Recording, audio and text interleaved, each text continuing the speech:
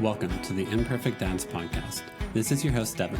We believe dads care deeply about their family and kids, but they don't always have a space to discuss what their life looks like. Our podcast is a space for dads to discuss the ups and downs of fatherhood and how they feel like they're holding it together or how they're not. Thank you for joining us for this episode.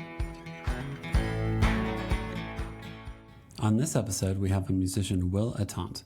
We talked about having kids' birthdays close together, Halloween traditions, moving from Colorado to Chicago, trying to get your kids outside more, kids in public transit, encouraging independence for your kids, teaching your kids how to problem solve, and his music focusing on the phase of life he's in, such as complaining about overpriced kids' menu items. Will's music focuses on the phase of life a lot of us feel like we're entering into as parents, complaining about how much kids' food cost, how you feel like you should eat oatmeal more because it makes you feel better, and laughing about how ridiculous it is to get older. And also just like one more thing. Dad, just start the episode. Oh, my bad.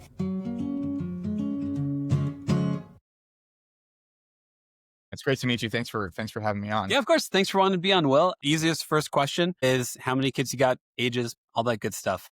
I got two boys and they are 2 and 4. So in the full-blown toddler chaos. Yes.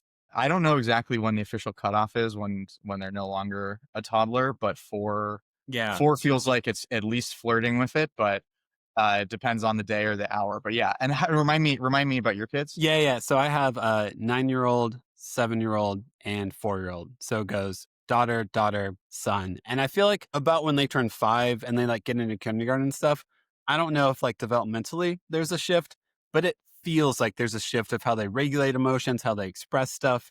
But like, yeah, my son's 4 and yeah, he's also still like a menace some days, the sweetest kid some days. Like every day I'm like, who are you in this hour? Yeah. Let's find out. No doubt. Yeah, I know for sure. It's a funny, I've told the story before, but when our older son Hugo was 3, I was in the bathroom at a coffee shop or something with him, and he's washing his hand. Like he initiates wanting to wash his hands and stuff, and I'm That's like, great. I'm like, I'm such a great dad. And I look down and he's licking the sink while he washes his hands, and I was like, okay, I think this kind of sums up pretty much perfectly the experience of, you've got somebody who's completely who is completely at a certain age and in one behavior and much older in another behavior at the same time. But yep, my son will do that too. And like, I always wish I had like a running list of the things I say as a parent that are phrases I never thought I would utter in my entire life, such as, "Hey, don't put your mouth on the faucet," like stuff like that, where you're just like, why would you? We're in a public restroom. Why are you licking this right now? What would it? I can't remember who told me this, but they it's sort of the thought experiment of like, if you ask an adult to look around a room, anything you look at, you can imagine exactly what it feels like in your mouth, and it's gross and it's weird, but it's true. And the reason is because you probably put basically that exact thing or something really similar in your mouth as a kid, but it's like I literally it's like you look at a brick, you're like, I know that's going to be grainy like texture. It's not going to be good. I can feel it on my teeth just thinking about it. I immediately feel it. But have I ever put a brick in my mouth? Apparently. Yeah. Not within memory. There's a reason why our memories stop at a certain point going right back. So with your kids being 2 years apart, my 2 oldest are 23 months apart. About how many months apart are they? They're almost the same. So okay, like almost exactly 2 years. So it's like 24 months. Yeah. They actually had basically the same due date, and then one was a week early and one was a week late. So it was the kind of that's how it is with us. Our start of the year, so they're like a January and February. So it goes one kid's birthday, our wedding anniversary, and then another kid's birthday, all in the span of 2 weeks. Yeah, that's very funny. That's very fun. I mean, we joke about it too, but we have my wife and I got legally married in May. Yeah, May 10th. Then older kid's birthday, May 17th. Younger kid's birthday, then our like wedding party. Then we had a wedding party anniversary. Now we can't keep celebrating all of these, but we like excuses to go out to dinner or whatever. Of course, yeah. But it's like then June 1st was that, and then June 3rd is our younger son's birthday, and June 10th is my wife's birthday. Oh my and then gosh. Mother's Day is what was in May. Yes, Mother's it is. Day is in May. And so literally by the end of it, it's just been I'm good. literally our younger kid thought that it was just somebody's birthday all the time, and thought it was mommy's birthday all the time. And so happy birthday was his song request of choice because that's just That's what he thinks that time of year is. You never think you're going to get sick of celebrating, but no.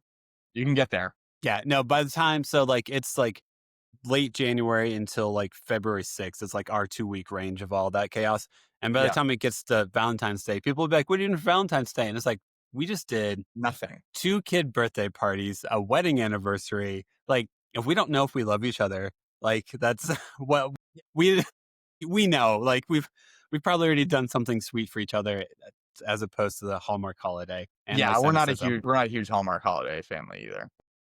Except for Halloween, I guess. I guess I'll go hard on Halloween. Will you really? Okay. I feel like this is a growing trend with people our age in which they go super hard for Halloween. Why do you go super hard for Halloween? Tell Well, me. I should say I don't go hard in the sense of big Halloween decorations or over the top costumes, but I Yeah. think just energetically. Yeah. And I think there's an aesthetic to it. I mean, the fall, I don't know. I was like a nerdy kid in school, or I just love school. Like I love Okay. I love going back to school. I love the kids. I Yeah. love, seeing my friends. I love new teacher, new stuff. That feeling I associate with Halloween and just the fall transition. Okay.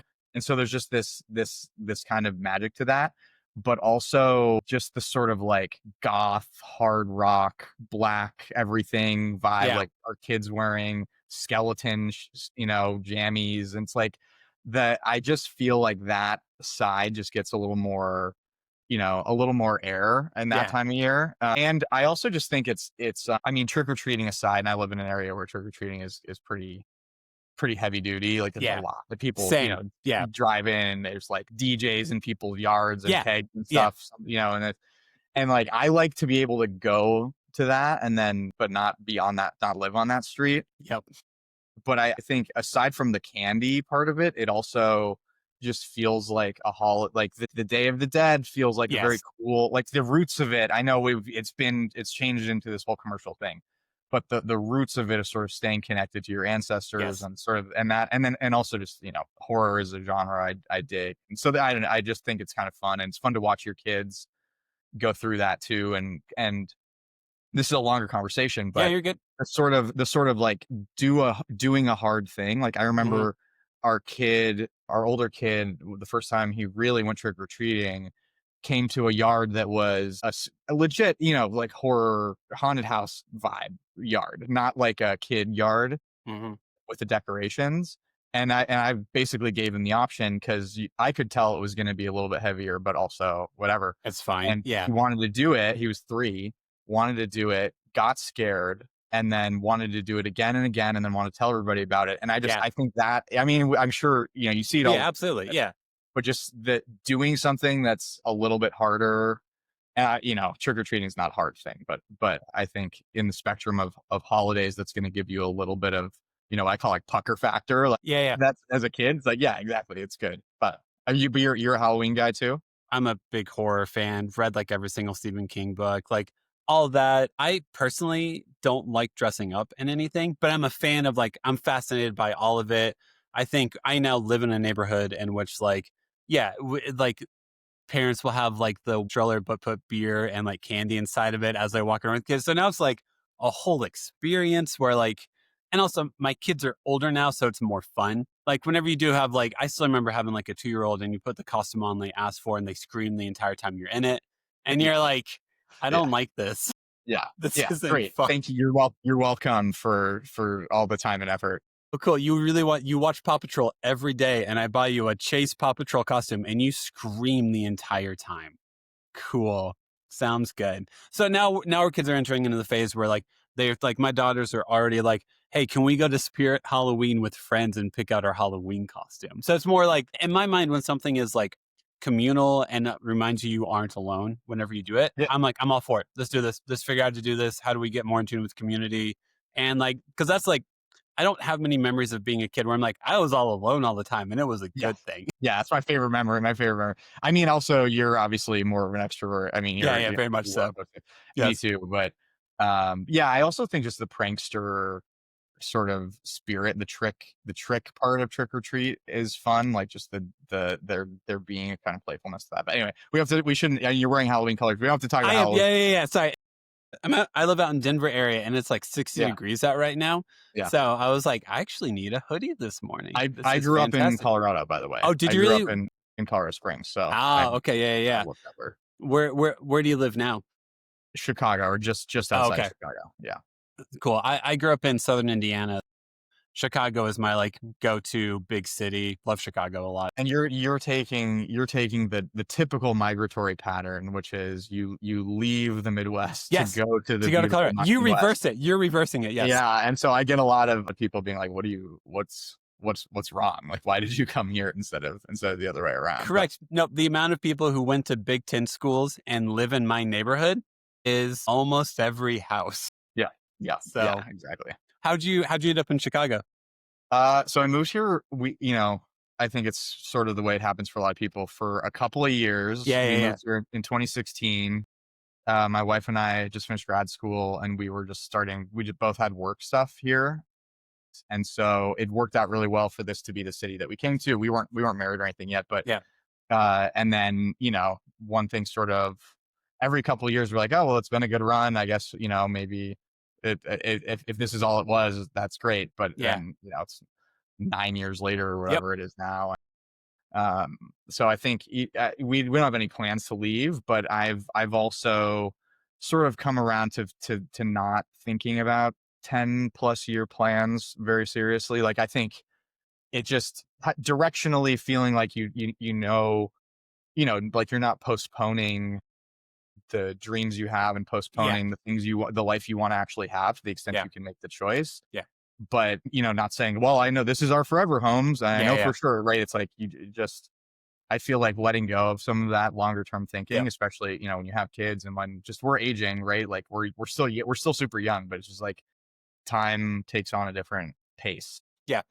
So I think you end up having like, I don't know what you would call them, but we have these moments where like we had our third kid. We were living in Nashville. Had always wondered about living out in Denver area because we love it out here. I got some aunts out here.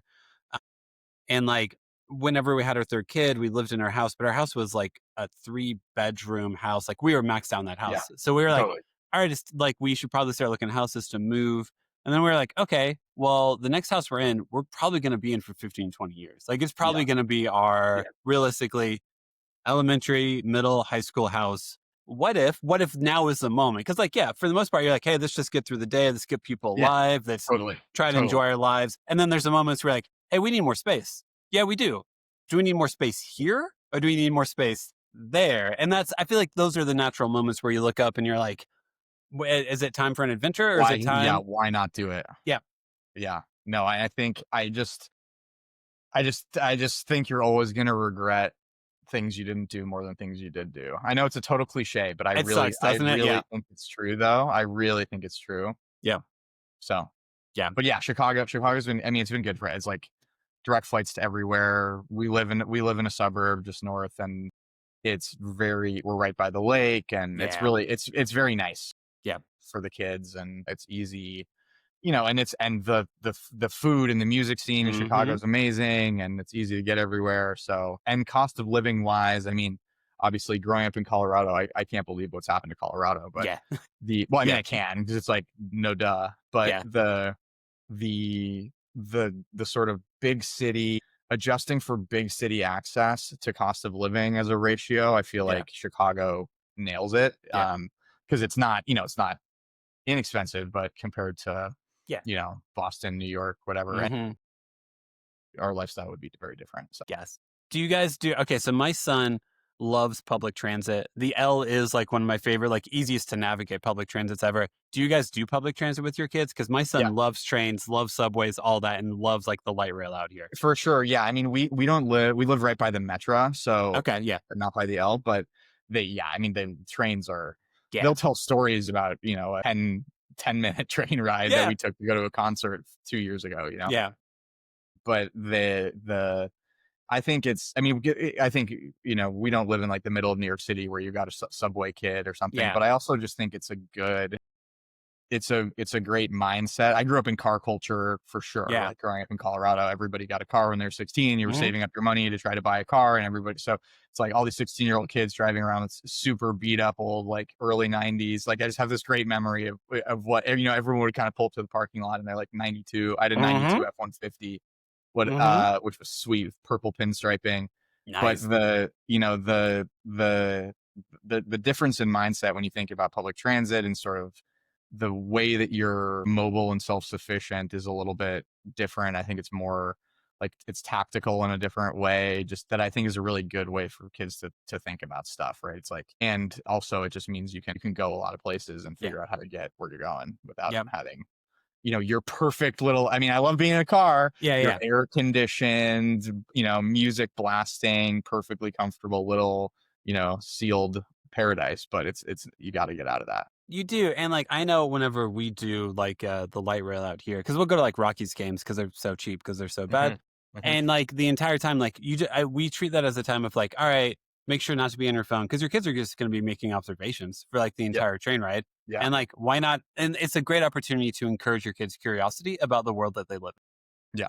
No, for sure. And it's going to be a broader mix of people than like your Yes. direct neighborhood. Probably it's going to be, I mean, unless you're living like in the middle of Manhattan or something and you're in Brooklyn, but for sure. Yeah. We love that. And yeah, I mean, I think that we'll see as they get older, but I look forward to the day that they can just take the metro into downtown and Yeah. take the metro back and, see you by dinner or see you by whatever Yeah. time. And, Yeah. I think probably by the time they turn 5, I think they can do that. Really?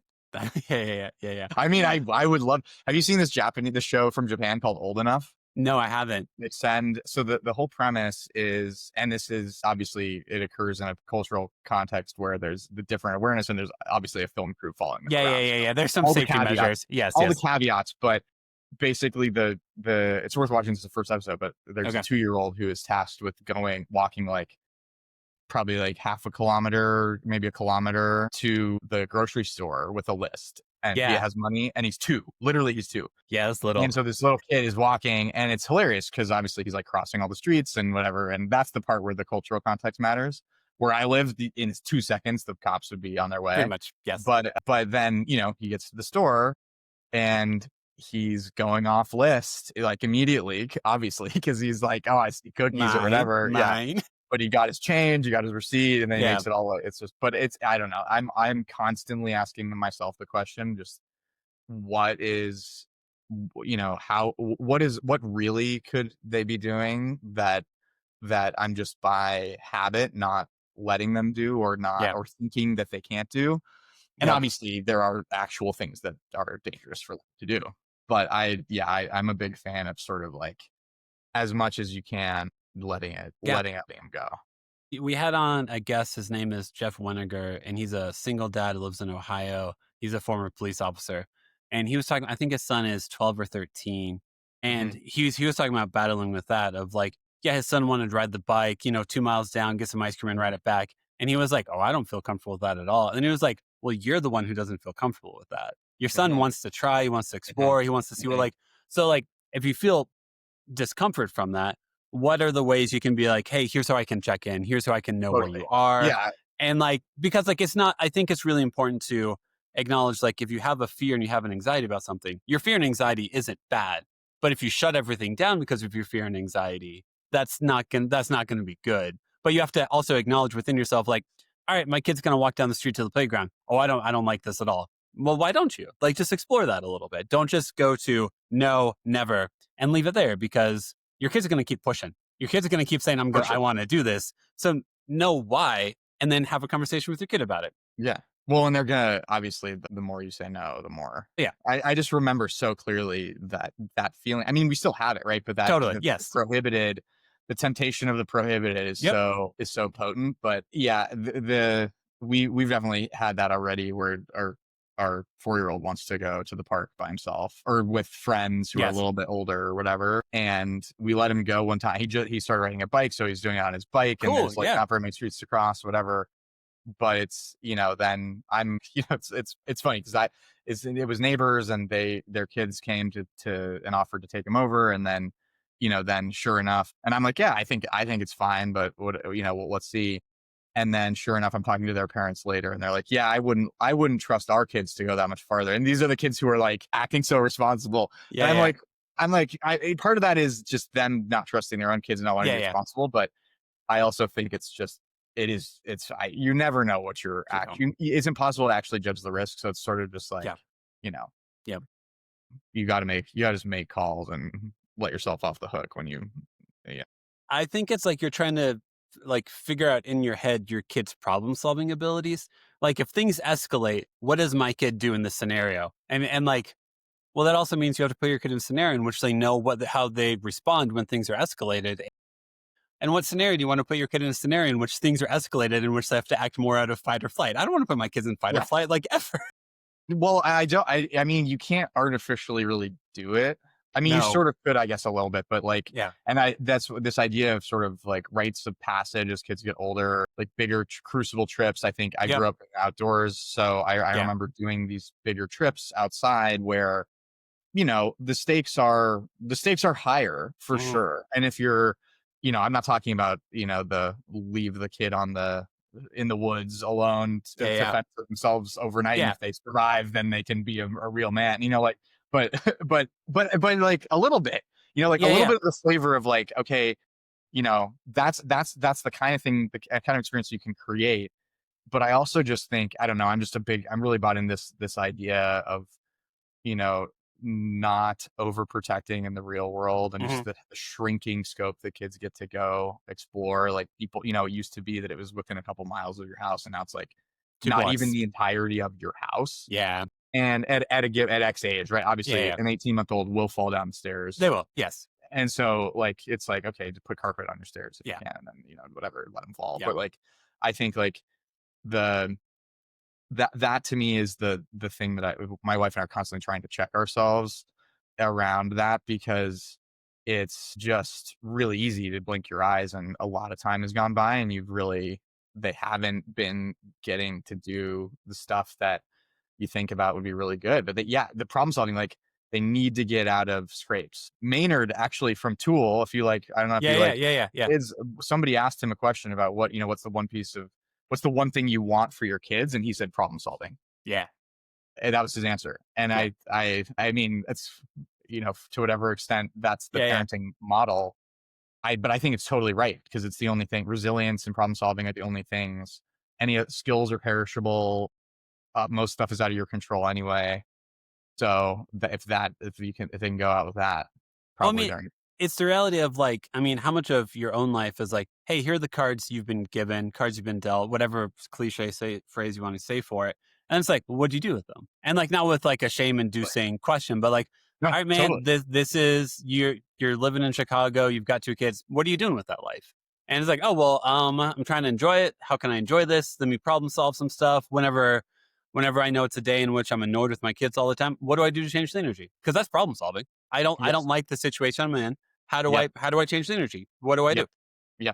Yeah. Yeah. So I mean, I'm curious what you found to be the best energy changers, because that, I think that's also a thing that, you know, I don't know that this is a straight up dad versus mom thing, but like the kind of cycles that you can get into, I think, with frustration and anger and then moods, because moods are so contagious, right? It's like Gosh, everybody's they moods are. are escalating. Yep. Somebody starts off and you know, and then flipping it isn't quite as instantaneous, right? It's not like just the first person who laughs, but it's kind of like that. Like, Yeah. great, you get a couple, you know. Yeah. So I'm curious what your Yeah. Mine are, well, I mean, especially being out in Colorado, the amount of playgrounds that are out here is just freaking phenomenal. And you can go Yeah. to them like all year Yeah. round. get outside. A good playground trip. My oldest is getting to the point where she isn't as entertained by playgrounds anymore. So I would say playgrounds or libraries, something that's like a free public service in which, because if it costs as always can be a prohibitor. But yeah, I'll look up and I'll be like, okay, let's just go to the library, check out some books. I know they'll have toys there. I know they'll have coloring sheets there. Yeah. And hopefully all 3 of them can find something that they're interested in. Because I feel like that's where the fights normally come from, is one person wants to do one thing, one person wants to do something else, and then they're mad at each other that they don't want to do the same thing. So like, okay, cool. We're going to go to a library in which you can pick out your books, you can pick out your coloring pages, and you can find a game that you want to play or something like that while you're there. Because that's what I always assume is like, hey, you don't feel like you've been able to make a choice that's yours and you've been able to do it yet. And once you can get that momentum going, then maybe you'll be like, hey, I've got my needs met. I've been able to find something that I want. And now what are other people's, which might not be the best worldview, but also at the same time, you do kind of have to take care of yourself sometimes before you're willing to take care of other people. Yeah, well, And that's just reality. it's the oxygen mask. Yes. Yeah. Yeah. Pretty much. Yep. Yeah, but the outdoor thing I think is huge. It's pretty wild. Just the physiological reset. It's the control delete button Yep. for your brain. It is. I really think, and Yeah. that's why I go get in for myself. Like I get in Lake Michigan year round. Oh, cool. Yeah. That is it's the we're talking about doing hard things. It's a hard thing, and so I love that. And our boys like to do it. They're really little, like they can't do winter, Yeah. Yeah. or they don't want to yet. But Yeah. the solar season, like November, they'll get in when it's very cold. Seriously? A little Dude. bit, like they'll Yeah, they yeah. won't like sweat. I mean, nobody's staying in when the water's No. like 40 degrees, but And you've got the wind on your face as you're in the and 5-degree weather. yeah. Yeah. Well, that's always the funny discussion is like, well, what's really cold? But the reason I love that for me is it just immediately it's like a power washer for your Yeah. Yeah. neurotransmitters. Yeah. It just clears out whatever stuff is there. And so I try to find stuff like that for them that, I mean, you have your moments where you want to just throw them in a frozen lake, but I think it's more like just I find getting outside is such a nice, it's such a good, It is. good And thing. I'll always try to talk to dads about this of like, I think it's good to admit that like trying to figure out what re-energizes you and what recharges you can be one of the most elusive things ever. Because some days, sitting down, listening to a vinyl, I'm energized. Let's go conquer the world. I try to do it the next day, and every album I pick out, I don't like. Yeah. And totally. so like, it's this constant elusive, like, all right, I know I'm a little afraid. I know I'm a little frazzled because life is life. How do I recenter? And figuring out, and I'm letting go within my own self to realize that like that changes daily. I think it should be a formula.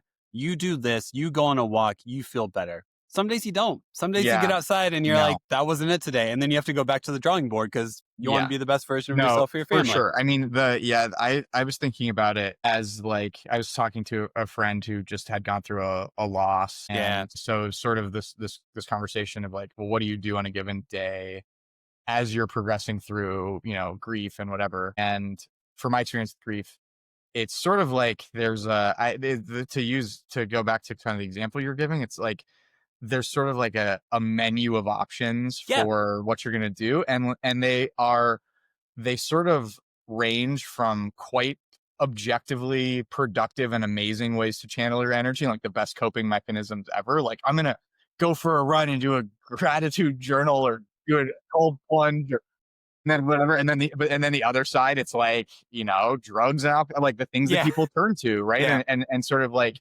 obviously within reason in a day, it's sort of like, okay, like what is the thing that's gonna be actually impactful without, obviously if you make the same choice every day and it's a really bad one, that probably will compound. And I'm not saying that you should, but I think it's kind of like, rather than feeling some sense of guilt and some secondary emotion, right? You're already experiencing something and then you feel bad about the thing you're feeling and you feel bad about how, like that cycle is not a good one to get into. It's not. And it's really easy to beat yourself up as a parent.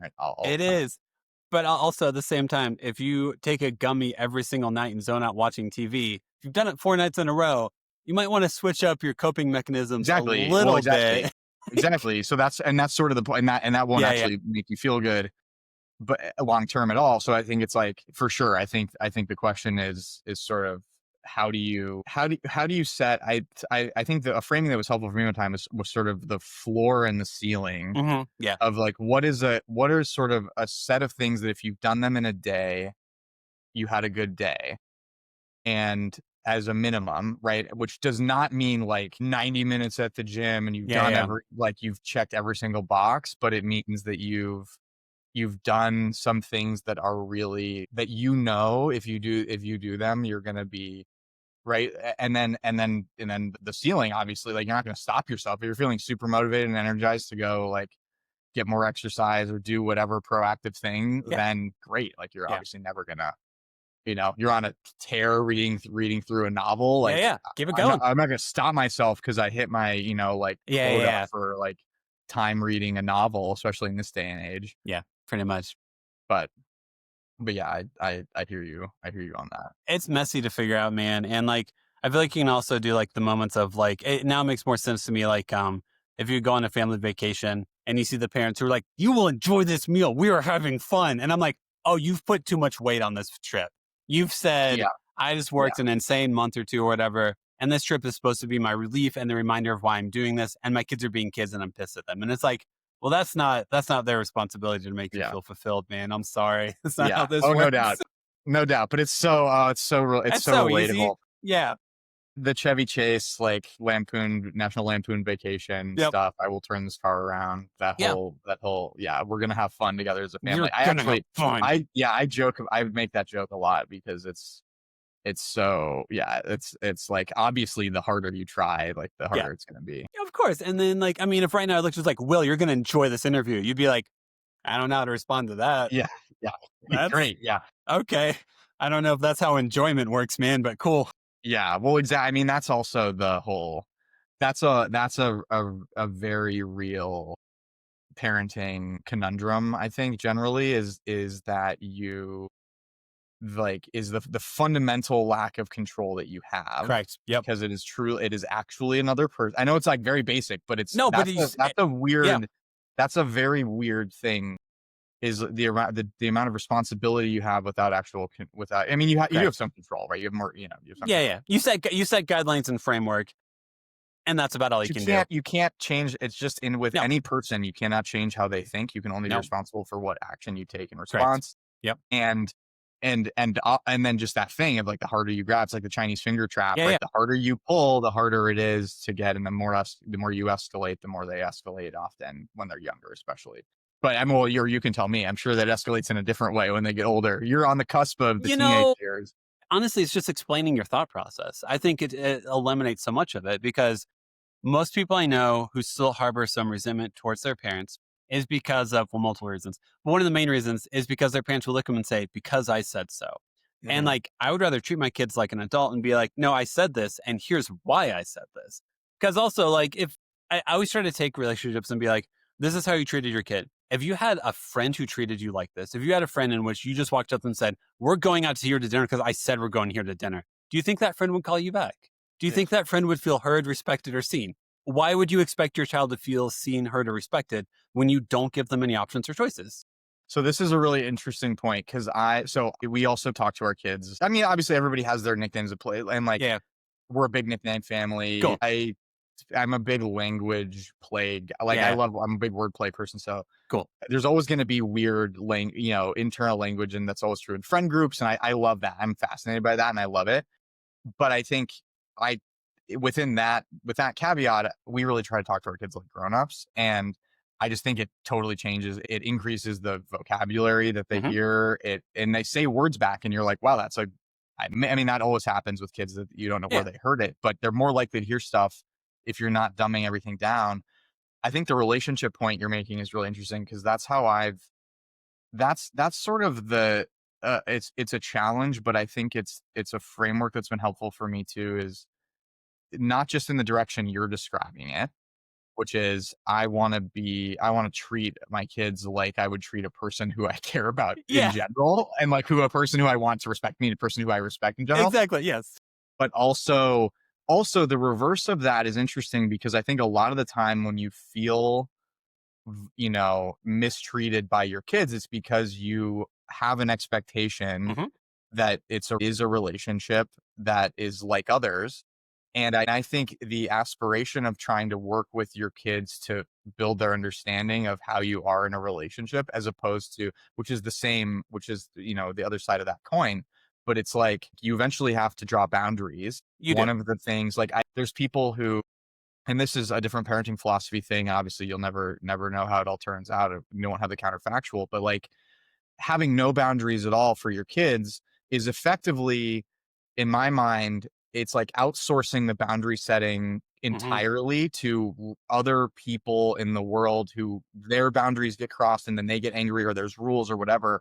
And it's like, your kids are going to bounce up against those. But it's also like, at a certain point, if somebody treats me a certain way, I want to be the kind of person who will draw a boundary and have clarity and like not get emotionally hijacked more, Yeah. Yes. Yes. but who would say like, no, that's not how, it is not the way you can treat Mhm. me or like and protect yourself. Yeah. And so I think, and I found that to be helpful because it's less like, what's the hard and fast rule for how to get to some optimal outcome with your parenting? And it's more like, because everybody's looking for that. And if you have a type A optimizer brain, like Yeah. it's so tempting, but it's more like, okay, are the dynamics of this relationship between two people working? And Yeah. obviously like one of them, they're at developmentally very different levels. Correct. So it's Yeah. like that, what that looks like for them is going to be different, but but like, I think that I found that to be helpful rather than having some absolute thing. Like, if you say this, then, Yeah. Correct. it's Yeah. more like, well, no, context, whatever Yeah. the context is, like, Yeah. we want the relationship to be good and you want them to be resilient. Yeah. And I want them to, to be Yeah. good at problem solving. So it's sort Yeah. of like those three things are true. Then it's kind of like, all right, let's not invent problems by trying to find something to optimize for that's like not broken, Yes. And like I mean, you also like, to be real though, you do with the knowledge and understanding of like, you're the parent. You are the authority. For sure. So For like sure. it is also like, if you are like, all right, here are 3 options for lunch, and like everyone fights over what it is, then you do look up and go, cool, we're going here. Like, so Yeah. it's like Yeah. you are For sure. still leading everything. You are For sure. just, I mean, I think most people I know, if they have frustration with their parents, they're just like, I just want to know how they think about things. I want to know how they're processing the world, because I have no idea. And Totally. like, how many fights do you have with your spouse or partner in which you say something and you're like, oh, you're processing this differently than me, and we didn't know that we weren't on the same page with how we approach the situation. So let's let each other into each other's mental space, and then you normally come to an agreement. Totally. Because if you just keep people shut out and then you expect them to be on your team, it's like, give them a reason. Yeah. Make it worth it to be on your team, Well, and man. articulate your perspective to the extent you can, and to the extent you can. And I think Correct, that's yes. also, it's like, it's hard. Yep. Articulating emotions is hard for adults, let alone Correct. for most people. It's like not the easiest thing, which is why I also think that I'm just a big, I mean, obviously, right, I'm a musician, but of finding creative outlets Yes. for that. Like, Yeah. I just think you are always going to see something differently once you've put it into a medium of some Yes. kind. Obviously, that's true with saying it, right? They always say that, like, if you once you've talked about something, you feel differently about it. If you name an Yes. emotion, it de-escalates it, etc. But I think it's really true too when you you push it into a slightly different medium, right? Like, you write a song about it or you draw, like, I not to make it some artificial thing where it's like, oh, you're feeling sad, let's draw a picture of your sadness, but more just like, if Yeah. you have, I mean, that might work. Yeah. Although if you have a super angry toddler, it's pretty funny to think about being like, draw your feelings, But also though, it can help. Maybe they will. Yeah, Maybe they will, or maybe they'll like try to stab you with the crayon. But Maybe. either We'll find way, out. yeah. I mean, I'll roll the dice. I'll roll the dice on that. But I do think just in general, having a lot of different opportunities to do creative stuff just changes the way that your brain works. And so I'm a big fan of that. My belief with humanity is that once someone feels validated in what they feel, then they're more willing to hear like who you are. Because like, if you are spiraling and you feel like no one sees you, no one's heard you, and Totally. everything you do means nothing, you need validation before you can come up for air. 100%. Is how I feel. So I mean, a lot, like, to me, creativity, art is the process of validating what you feel to be true. And it doesn't mean it's like a big ultimate truth or anything like that. It's just like, hey, in this moment, I felt furious, I felt sad, I felt happy. Let's validate that. Now, if you feel good, I want to bring in some other perspectives. Because now that you know who you are and how you feel, how do you feel once you hear about how other people are doing as well? And just a genuine belief in humanity that once you know you are heard and you are known, then when other people show up, you're like, oh, let me hear you too, because I know how good it feels to be seen and heard. Now let me share that. Now let me pay that forward, Yeah, 100%. Yeah, I completely agree. Anyway, okay, I want to make sure before we wrap up for you to talk about music and overpriced food, kid items, and all of that. Thanks for talking philosophical with me. I haven't given you a chance to promote your music at all, so please tell us about that stuff. No, it's all good. I mean, yeah. Well, so that song is funny, but and obviously here I am talking about using creativity as a way to kind of process, right? Yes. But I mean, my sort of my journey in arriving to the moment that I'm at right now has sort of been I had 20 years of life events happen in a super short period of time. I mean, we're entering in this era, right, of our lives where I just think 30s, 40s, 50s is a time when there's kind of a universal set of experiences that a lot of people are going to have around like parents aging. For some people, it happens earlier, around having kids if they're going to have kids, or just like being transitioning. And then obviously there's like these nonlinear aging points, right? That I think that are kind of mean that your perspective changes. But for me, a lot of stuff just happened kind of all at once with having kids and losing couple people in my family in short succession.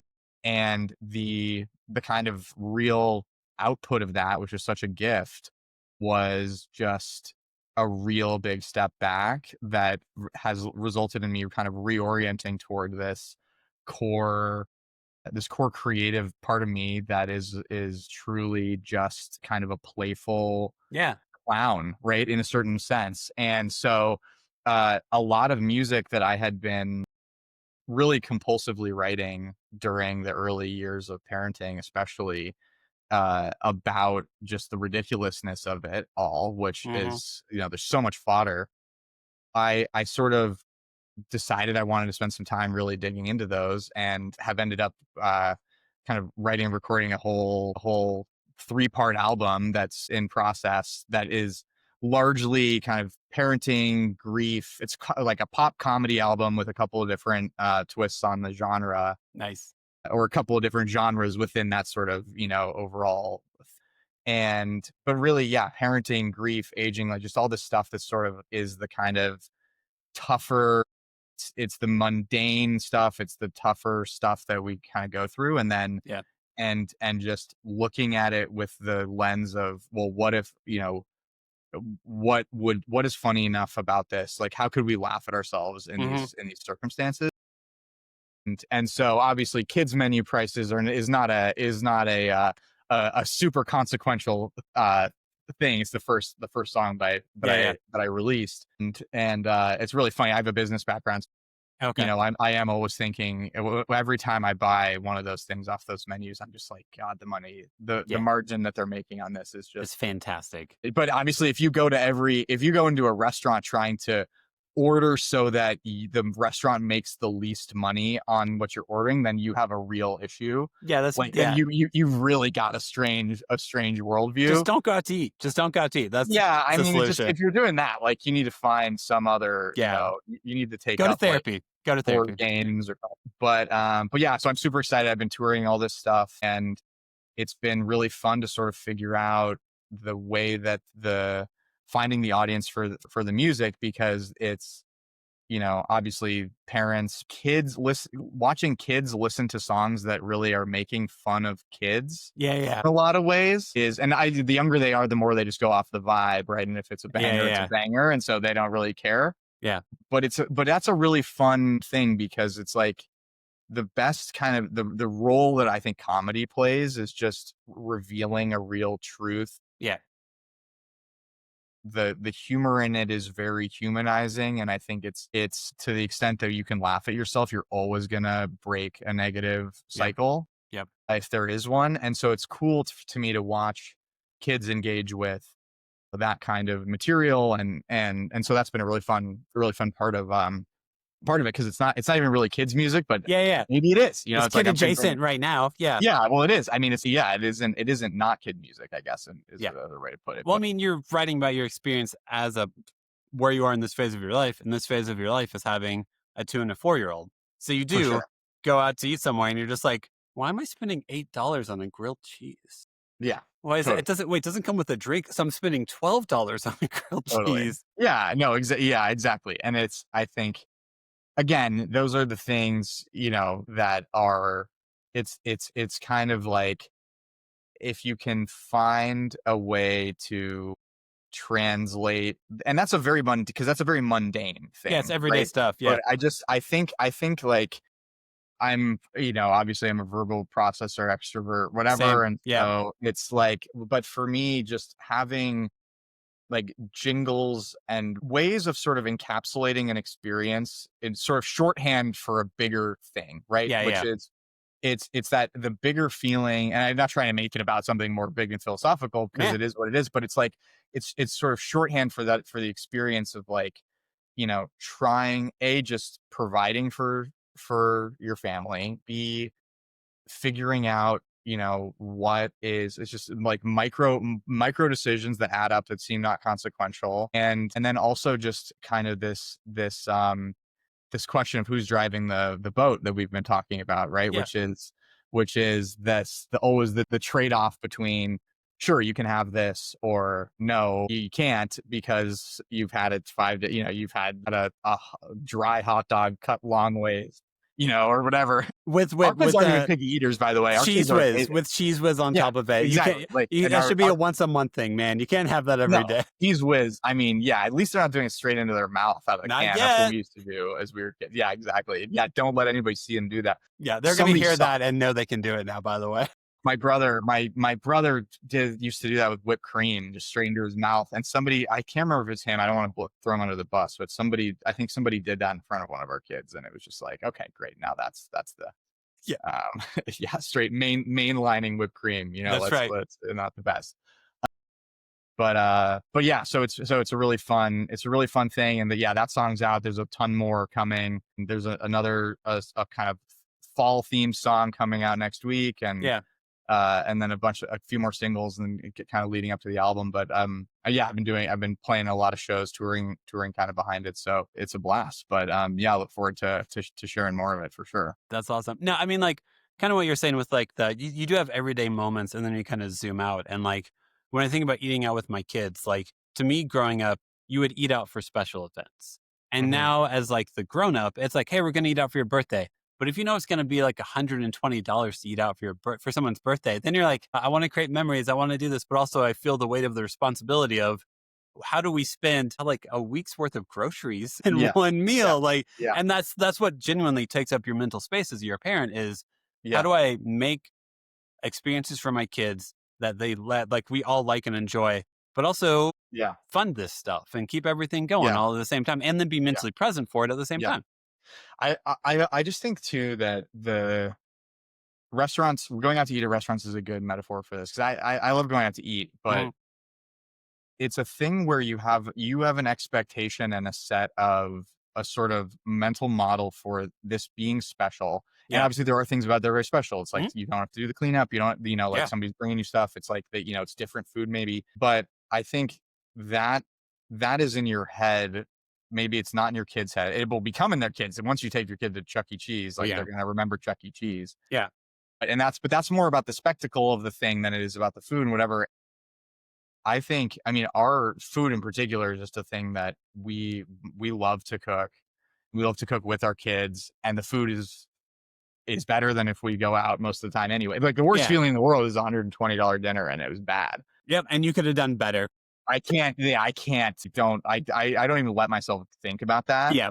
It's just like, nope. This was Nope. let's I not. paid let's not $10 go for through mac it. and cheese. It's fine. You paid. Yeah. It's fine. That would have been like Yeah. 10 boxes of mac and cheese, but it's fine. Yeah. It's fine. Literally $1. My wife works at Kraft Heinz, so like we're all about the Kraft mac and cheese. Nice. But yeah, I think that's the thing too, just about, I love when I realize how little is actually required for a kid to have a great experience. Yes. And how the younger they are, this is more true, but it's like, your kid's mind will be blown just like getting to turn on the grill. You know what I mean? Or just getting to like hold a power drill with you, like, as an example, or I mean, obviously, things like that, as opposed to some big contrived thing. And like, stuff is still so new, and it's like, trying not to project some Mhm. expectation that you had about what an experience is supposed to be. I think is really great. And yeah, and just, I don't know. I mean, the whole thing is like, also just not beating yourself up. Like, if you, like, I remember the day I wrote Kids Menu Overcharge. Literally, I was walking. We bought chicken tenders rather, at a place, and it was so much more than I thought it was going to be. I don't think it was 20. I say it's $22 in the sign. Yeah, It yeah. probably wasn't, but it was a lot. And I remember just kind of like, the song was sort of just a really great way to not overthink it. It's just like, okay, yeah, great. That was funny. Isn't it funny that that happened? Not like, oh my God, I can't believe I, did that again. Just let yourself off the hook for it all. Yeah. Because it's not a Cool. big deal. It's $22. It's fine, but not stew on it. Not let it like fester. Because there's no reason. This doesn't Yeah, need to fester. that's the thing. That's the thing. Is it's just I mean, obviously that's not a thing that specifically is not a thing that everybody fester about, but I do see a lot of parents very just, and I see the temptation for sure. And it happens to me for sure sometimes, where you just really fixate Yeah, on totally. something, Yes. and because you think that that one instance is going to lead to the same thing happening again and again and again, and obviously if it's the 20th time in a row, like you're right, That's a pattern. that is a pattern. But on a given thing, let's not, trying not to blow it out of proportion, and that's tough. And like you see somebody, like I empathize so much when I see somebody, like you talk about the dad, like we're gonna have fun on this trip, like you see somebody drawing some extreme crazy absolute. I have a song called Empty Threats about like, like if you don't stop spitting, no TV for a year is kind of like the lyrics. Yeah. And you see people get there, and I get there. Absolutely. And then you realize that's the cumulative impact of Correct. feeling like you don't have control over anything, and feeling like it's slipping, and feeling like you don't, you can't actually make something happen. But in a given instance, it's like, that's not the stuff that's going to determine whether your kid does all right. No, it's not. But yeah, it's almost everything I would like to think, or if I'm honest, is about control and my relationship with control. And whenever I'm losing it, it's because I want it to be more efficient, which is always about control. Or the efficiency monster can be real in me some days. And I try to acknowledge it and then tell my wife. So I'm like, I just need at least one thing that I know I can do efficiently today. And I will try not to hyper focus on it or hold out hope for it. But that's so funny. I can tell my energy today is I need to be able to get one thing done today, and then I will feel good. Why? I don't know. Funny. That's the classic, like, getting out the door thing, right? Yeah. It's just, it is, but it's funny because it does make you think about what your values are related to that. And and I think that can be an interesting discussion with your kids too, or just an interesting point of self-reflection is like, why do you want to get done with something fast? It's it's sort of the chop wood, carry water Buddhism thing too, but are you not able to just enjoy, like, what if you could just enjoy, like, taking care, like watering the plants or whatever thing? What if that brought you such joy? Yeah, and I found that, as I had this the other night when there's certain areas in my life where it's very easy. Like I was packing up my music equipment the other night to go do a show, and I was listening to an audiobook, and I was packing my stuff and like winding my cords, my cables, and I was like, and I was listening to a great novel, and I was like, this is literally this is just such a zen place. Maybe it's not the happiest place, but it's like this zen place. Things are in place. Things feel like they're in place. Yeah. And that's an easy place to do it. So and that's like, that's like being like, oh, I'm so emotionally intelligent. You're sitting on a beach, like with a Mai Tai, and you're like, remember that time I was emotionally intelligent? Yeah. But it's easier to do it when you're obviously in a comfy setup. But like, I think that's an interesting one of like, what are you trying to do? What's the goal? Is the goal to like just be done with everything so that you can do another thing really fast, and then and then you're done with that, and then you're done with that, and then you're done with that, and then what? You die? Yeah, like, basically, yeah. Like, great. Like, you're racing. What are we racing to the end of? Yeah. But I'm a total optimizer. I'm a total, like, yes. Like, I like getting stuff done. So it's kind of like, I don't know, channeling that and definitely turning it off when it's just, when all it's doing is just amping up the stress level, and you're, giving your kids anxiety about like going, being 15 minutes late for a dinner reservation. It's like, I think it's just try to know yourself.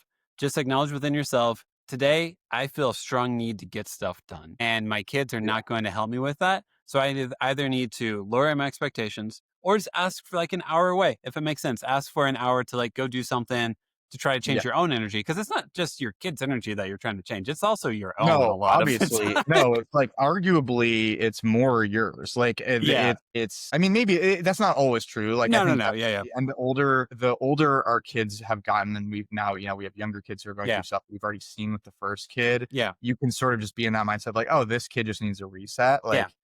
this is like calories, and this kid needs calories and to go outside, and I can't get him to have the calories until I get him to stop, Yeah. till I get a de-escalation. Yeah. So Until let's he just, like, recenters. Yeah. literally go see if we can see deer from the yard, Yeah. and then sneak the calories. You know And what I then, mean? It's like, and then hand him a pouch. Yeah. and then, yeah, well, I mean, we do the like hand grenade thing where we're like, sometimes with our kid, we feel like both of them, honestly, and this is like totally my fault genetically. Like my wife Yeah. does not have this problem. This is like totally me. But you like open the door before you even go in the morning. You like open the door, throw in like a pancake, and close the door, and then Come out when you've been fed. literally just just try to get it to land like in their bed. Yeah.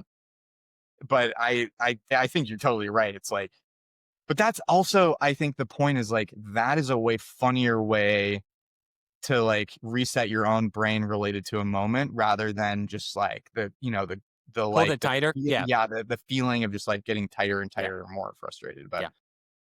but yeah, I mean, the other thing I was just gonna say is, Yeah. I think the background, like the dad brain thing, and that I think is very real. Like I think, or parent brain, right, which comes from just that background sort of, it's not anxiety all the time, but it's just like a background awareness of responsibility that then in a room, it's the reason you see parents like always looking over your shoulder when to see their kid.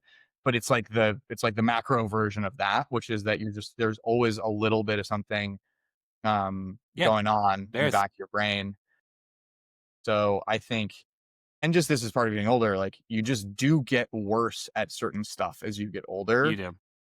And so it's also, that's kind of like, it's just a forcing function to just be okay with that. Easier said than done, for sure. Yeah. But you got to try. It's reality. Yeah. Okay. So, Will, to wrap up the episode, how we end every episode is ask the guests a series of 5 questions. They're kind of fun, like icebreakers-y questions. So the first question is, did you have any backup names for your kids? Like any names that you almost named your kids? Yes. But the way we got to our names was pretty funny, which is that we just like picked names. There's no family connection, whatever, but we just picked names that we could say in multiple languages. My wife's first language is French, whatever. Cool. Or we did that with our first kid, and our sister-in-law guessed it before the baby was born. And it's Hugo. It's not that common. It's getting more popular, but it's not a common name. Yeah. And so we had to pretend like, had to try to keep straight face while she had guessed it. And then when my wife was pregnant with our second kid, she was like, well, I think I'm guessing that you have a list and it's probably got names like blah, blah. And so it's naming all these names that are like top of the list. Like, not like on the list. Like they're that are your the top 3. Literally top 3. And we're like, oh my God. And she goes, but I think but you'd be better to go in a direction like Magnus. Not a name we'd ever thought of. Yeah. And we were like, that's got some power and then to it just like landed, and we started calling in utero the baby Mags, and we were like, okay, great. So then we had to make the call when he's born, like to her, that being like, okay, this is, or we're not joking, the baby's name is Magnus, and she's just shaking her head, right? But we had no real backup names. Okay, we sort of do now, I guess. But did you guys? Yeah, we did. Not too many. We did plants. So we have like Holly, Magnolia, and Josh. So the other ones would have been like Marigold, and which would have been like spelled like, oh, it's a beautiful name. Yeah, it would have been good. And I feel like we had thought Harper originally for our oldest, but then we went Holly, and then we committed fully to the plant theme. And my wife's name is Heather, so it's also a plant as well. So I'm the only non-plant in the family. Yeah. There's always got to be. There's one in every family. Exactly. Yeah. I'm like countryside in the UK, so that's what I can go with instead. Yeah. Exactly. That's fine. We'll Yes. Next question. Do you have a favorite TV or movie dad? Oh man. You can say Chevy Chase. I mean, you've already hinted at. Oh, I feel like I had an answer to this. Let's come back to it. Okay. Actually had because there was one recently. There was one recently that I really liked, but I can't. I have to think. You're good. Yeah. Your subconscious work on it. Okay. Yeah. Next question. what's your go-to replacement curse word? Like you stub your toe, your kids are nearby, you want to scream a curse word, but you say something else, or do you just say Oh, the curse word? yeah. I was gonna say no. We're okay about that. I do love a good, hearing a kid say a curse word and out of nowhere. I just think it's one of the funniest It's things. pretty hilarious, man. When they go, "Oh shit!" Yeah, or just like my friend was telling me that he was walking with his dog and with his 4-year-old, Yeah. and just from behind him, the dog kind of stopped to like sniff something, and he hears his 4-year-old go, "This fucking dog," and then my friend was basically like, "That's just my voice. Like I just heard myself. Like how many times have I said that?" Oh, but I don't know. I That's don't so know. good. I think it's just more of a sound. I think it's Yeah, more sound just like effects. it's more just like Oh, yeah, yeah, yeah. guttural noises. Yeah, various guttural noises. Yeah, that I think. Unfortunately, I think I need to get weed better. What's yours? I I'm mean, on. it's sound effects. It's mostly sound effects, realistically. It's like a Yeah, and yeah, then try to change it into a yeah, song, yeah, as if it's yeah, like, no, I was just trying to see if I could hit that note while also bleeding. yeah, yeah. Exactly. So, I mean, some people say like "dadgummit" and stuff like that, but like it feels too Andy Griffith to me. I can't go that route. Yeah, So, I don't. Yeah, we don't really do that. yeah, I feel like there's just like our bigger thing is just the nicknames, and like we yeah. call our kids buzzards And the because buzzets. they are, just kind of dirty, flapping Yeah, yeah, around, yeah, yeah, stealing yeah, your food, like, but that's not really a curse. That's much more a term of endearment than a curse word. But yeah. that's pretty funny though. Okay, next question. Do you have a favorite kids' toy or activity? Like, what's one of your favorite things to do with your sons? Oh man, I mean, I'm a big like go outside Mhm.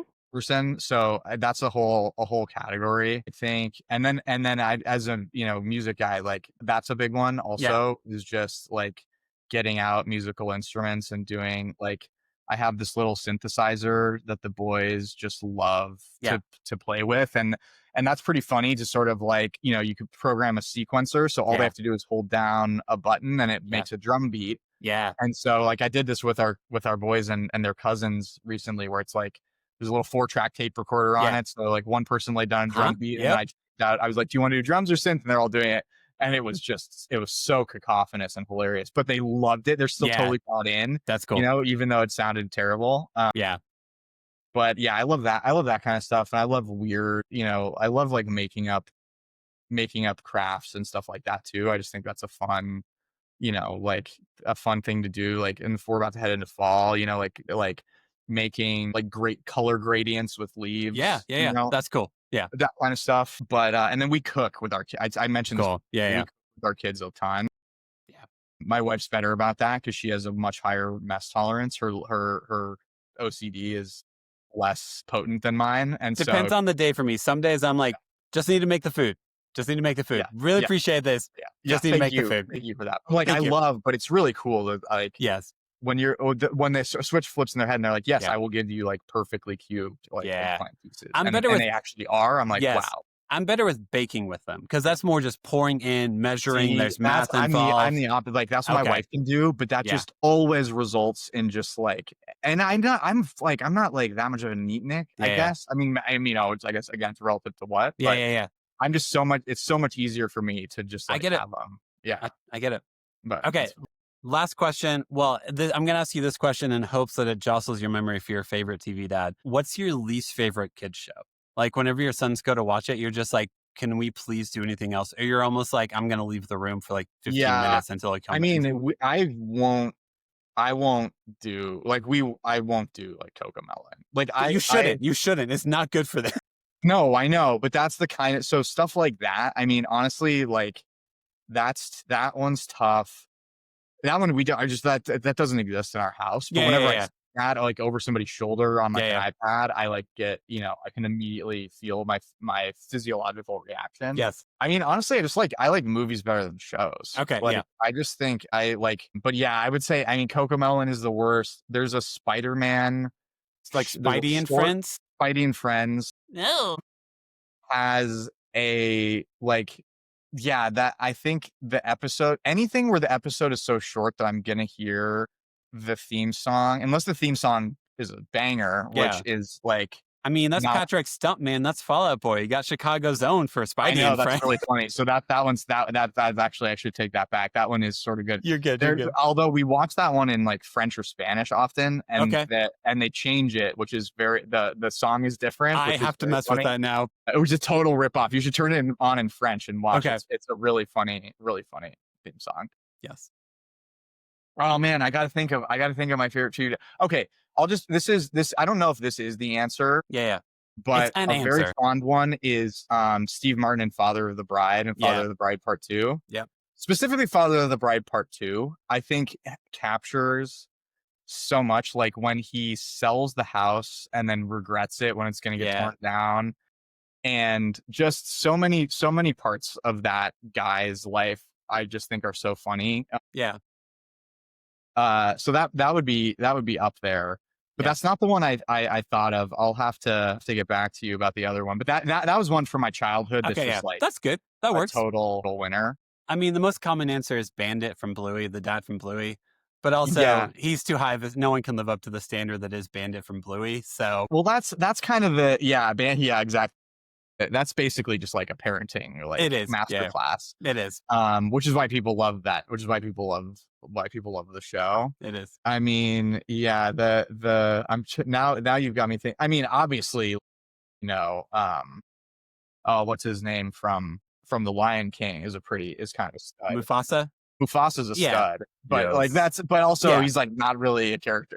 He's like he's in it, but he doesn't. There's not much to him. Yes. Although I do wish I could talk more like James Earl Jones. We all do. We all have different careers. If we could all talk like I think James I Earl would Jones. get better reception from. I don't think anybody can disobey you if Yeah. No, when you hear that low voice and you're like, Earl Jones.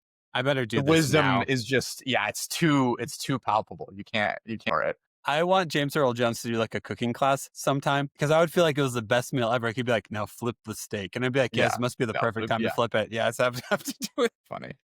Okay, and then last thing is just moment for self-promotion. If we want to follow you like on Instagram, TikTok, any of that stuff, how do we find your music? How do we find out more about totally. you? So I'm my stage name for all of my pop stuff is Will Ettante, like dilettante. Yeah. So WILLETTANTE, and it's at Will Ettante on all of those. Cool. So TikTok, Instagram, YouTube, all of those. And then there's also my stuff's on my website too. But yeah, so check it out. I do some videos and stuff on there. Always trying to do more, but I'm booking a bunch of shows and we'll be out and about. So Perfect. hope to see for the parents out there. It's a great